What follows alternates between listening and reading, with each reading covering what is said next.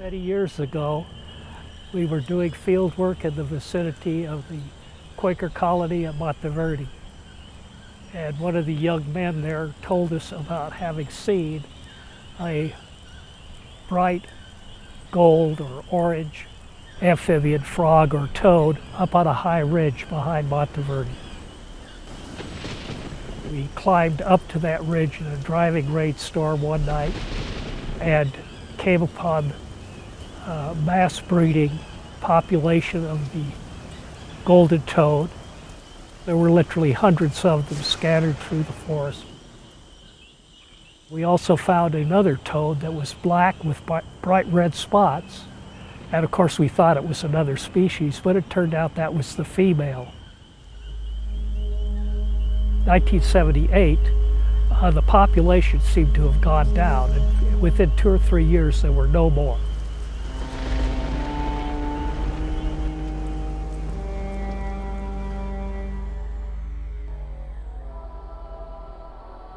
El ser humano se encuentra ante la mayor crisis ecológica de la historia. La diversidad de genes, especies y ecosistemas está siendo diezmada por la increíble voracidad que demandan los modelos de desarrollo impuestos por el mercado. 6.000 millones de personas consumimos hoy en día los recursos del planeta. Para el 2050 se espera un aumento a 9.000 millones. El derrumbe del ecosistema Tierra es un proceso que ya está ocurriendo.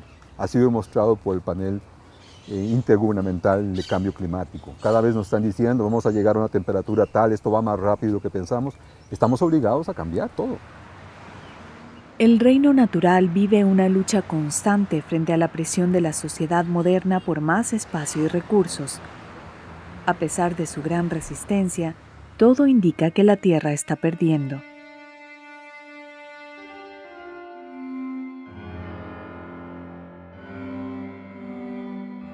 Las mismas Naciones Unidas han admitido el fracaso en la lucha por la conservación de la biodiversidad y advierten que ninguno de los esfuerzos realizados han sido suficientes. Los últimos informes mundiales señalan a América Latina y el Caribe como una de las zonas que están siendo más rápida y profundamente afectadas. Costa Rica no escapa al problema, más bien experimenta un grave aumento en la destrucción de hábitats, la extinción de especies y la contaminación resultante de procesos industriales. Según el Dr. Jay Savage, la naturaleza del país ha experimentado fuertes cambios en los últimos 40 años. The main change that affects biodiversity is human impact, primarily habitat change. So when I first worked in Costa Rica, was wonderful forests everywhere. Well, lots of them have been chopped down and disappeared. Well, of course, all the biodiversity of that forest is affected by those actions.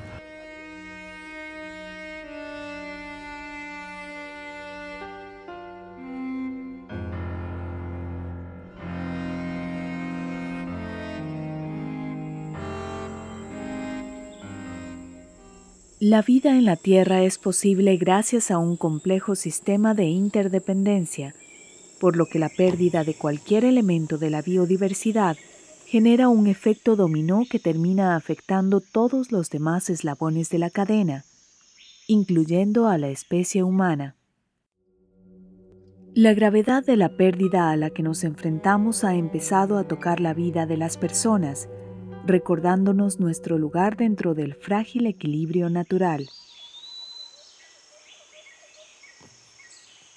Yo creo que este desarrollo extremo ya de la civilización humana ha llegado a que la gente se individualice y se separe del contexto natural, ¿verdad? Olvidando de dónde vienen las cosas. Yo creo que al ciudadano común se le ha hecho un mundo como que las cosas materiales, los objetos de consumo e inclusive los recursos vienen de quién sabe dónde.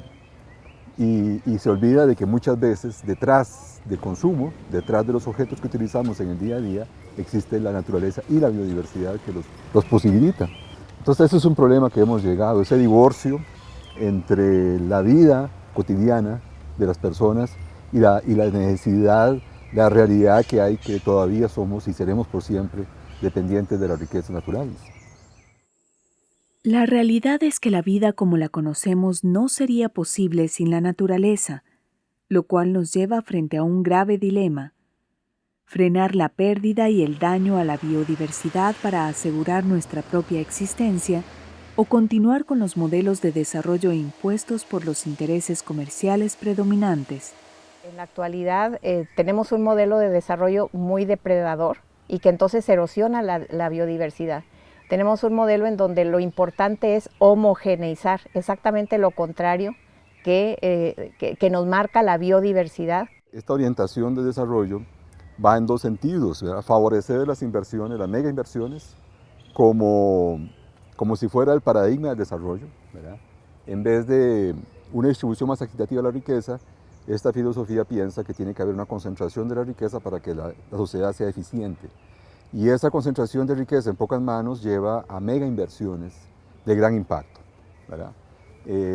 Tal vez el pueblo costarricense ahora recordará con más facilidad el ejemplo de la minería a cielo abierto, pero hay varios ejemplos parecidos de inversiones, como son los parques industriales, como son las grandes áreas de plantaciones de piña. Todo ese tipo de gran desarrollo en manos de una sola empresa tiene el problema de que casi siempre necesita de áreas muy amplias para ser rentables desde el punto de vista económico, y además de que llevan a una uniformización del paisaje porque tienen que desarrollar una sola actividad en grandes extensiones. Y además, muchas veces para mantener índices de producción muy altos, por ejemplo en agricultura tecnológica como puede ser la piña en Costa Rica, se requiere una cantidad de liberación de insumos agrícolas enormes, ¿verdad? Y la destrucción de la cobertura forestal para que esos tipos de sistemas de producción sean eficientes. Entonces estamos ante una forma de inversión muy diseñada a ser económicamente rentable, pero ecológicamente impactante. Las industrias tienen una responsabilidad muy grande, incluso últimamente se ha hablado de que hay con una tendencia muy fuerte de que las industrias están actuando, muchas de ellas, responsablemente frente al ambiente. Pero el problema de esto es que siempre actúan responsablemente hasta llegado un punto. Más abajo de eso es primero la ganancia y son primero sus intereses. Que la tendencia en nuestro sistema es gastar, gastar y gastar, consumir, consumir y consumir. Es decir, la manera de hacer las cosas es sin pensar en el futuro. Yo siento que también entonces lo que no corresponde a las grandes empresas, esa parte importante de la afectación ambiental que corresponde a la vida de toda la gente, también tiene una razón por detrás de que sea tan impactante, que es la forma como se obliga a la gente a consumir, la forma como se obliga a la gente a gastar, la forma como se educa a la gente a usar los recursos de la naturaleza. Absolutamente despilfarradora. Es decir, la lógica ahora, por ejemplo, todo el mundo sabe, no es arreglar nada, sino cambiarlo todo. Y pocas personas se han puesto a pensar lo que eso significa en términos de consumo, por ejemplo, de metales, y lo que eso está significando a nivel de la apertura de más y más minas. Entonces, cada vez que se descarta un celular y se compra otro, estamos hablando de una justificación todavía mayor para la explotación a cielo abierto, por ejemplo. Ahí vemos cómo sentimos como que el ser humano se está olvidando de que forma parte de la naturaleza, de que no podemos olvidarnos que la naturaleza tiene leyes propias y que estas otras condiciones tecnológicas o legales o contractuales van en contra de las leyes de la naturaleza. No estamos atendiendo a ellas.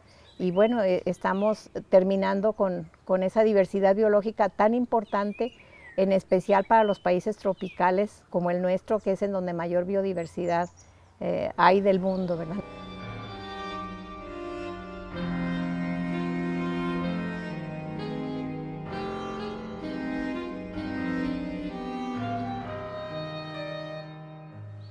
En materia de legislación se ha avanzado mucho. En Costa Rica contamos con la Ley Orgánica del Ambiente, la Ley Forestal, la Ley de Vida Silvestre y la Ley de Biodiversidad, entre otras.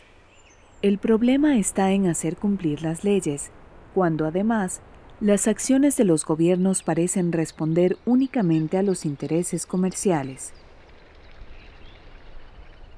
El problema es que los convenios comerciales tienen muchísima más fuerza que el convenio de diversidad biológica.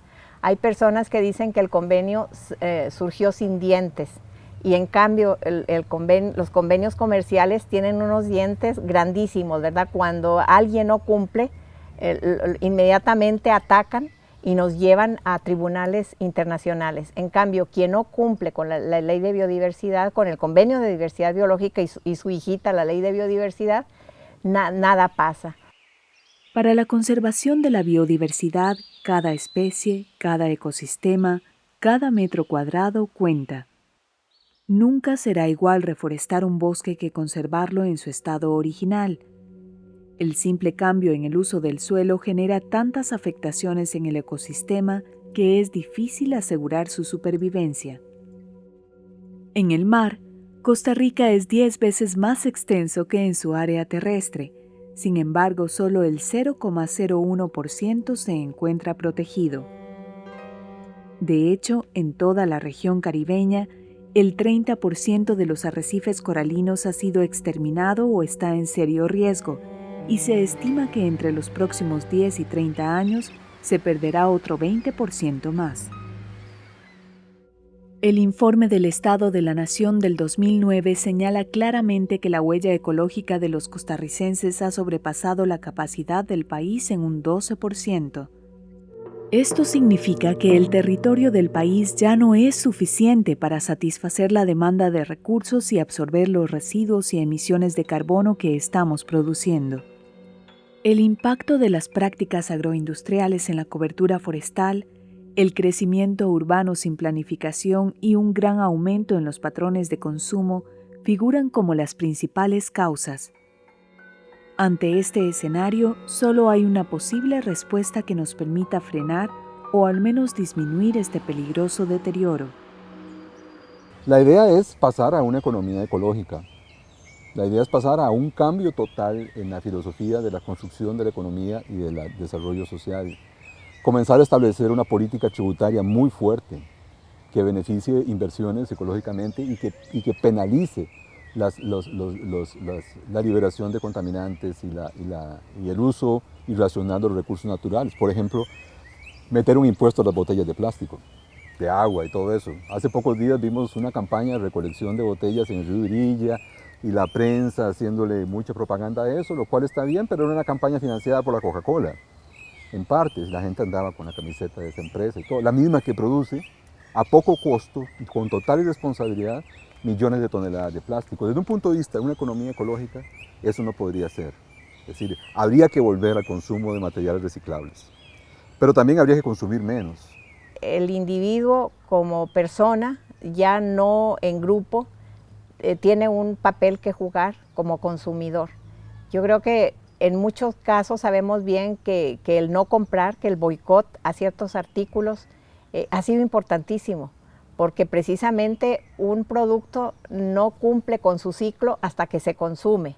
Entonces, si nosotros decimos no vamos a consumir este producto porque hace un mal uso de los bosques, porque hace un mal uso de la biodiversidad, del agua, hay veces que no nos damos cuenta de ese poder que nuestro bolsillo tiene a la hora de llegar a la pulpería o al supermercado y de leer la etiqueta y de decir, esta empresa no, a esta empresa no le compro porque tengo mis razones.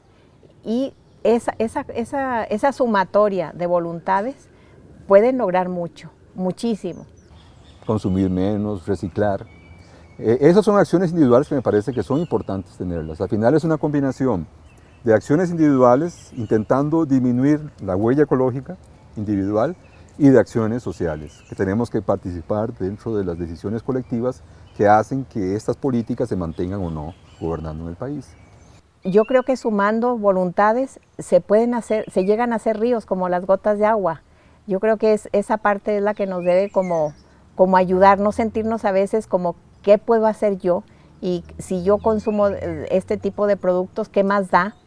Yo creo que es muy importante la gotita de agua que yo significo en ese torrente de voluntades que se pueden ir juntando para dar una respuesta diferente, ¿verdad? Most important thing is to begin to educate kids about the value of the natural habitat, the biodiversity that they have. It's a national resource, has great value, but you have to start with the kids. You have to have outreach.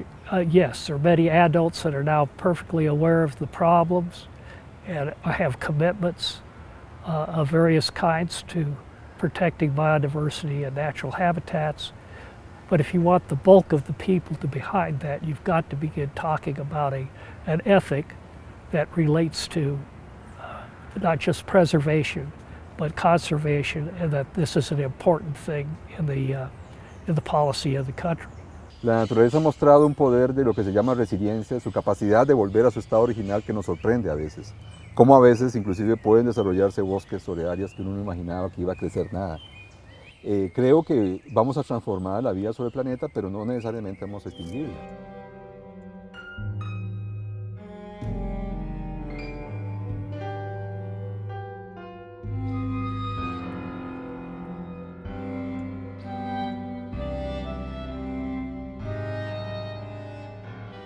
This is saying that the environment is going to hell in these areas. If the environment goes to hell, it affects all human beings that are in those areas, as well as having repercussions on people who maybe live in San Jose and don't really care much about this kind of effect. But what's going on is we often compare this to be like a canary in a mine, where in the old days they used to take the canary in. If the oxygen was gone, the canary died, so they knew that they didn't have to go in there. Well, we could sort of think of the amphibians as being the canaries, because if things are going to pieces, sooner or later it's going to affect human beings.